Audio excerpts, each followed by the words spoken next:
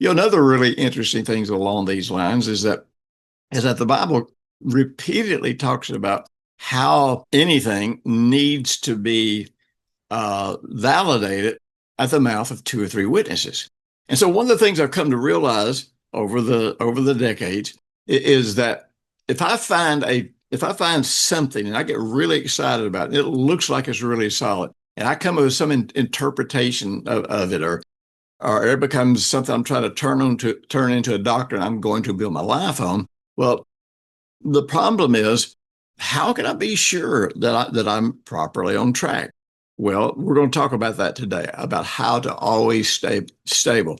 But one of the things is you always want to have two or three witnesses. I don't want to try to build any important part of my life on some doctrine that I can only identify in one place, or where it only comes forth once. Now, every word in the Bible is important. I'm going to study out every word in the Bible. But if I find something that is only revealed in one place, then I'm going to have to make sure that I don't try to turn that into a major doctrine.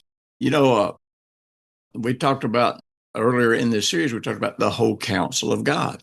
And it's kind of interesting. The Apostle Paul links having blood on his hands to whether or not what he taught and what he preached was the whole counsel of God.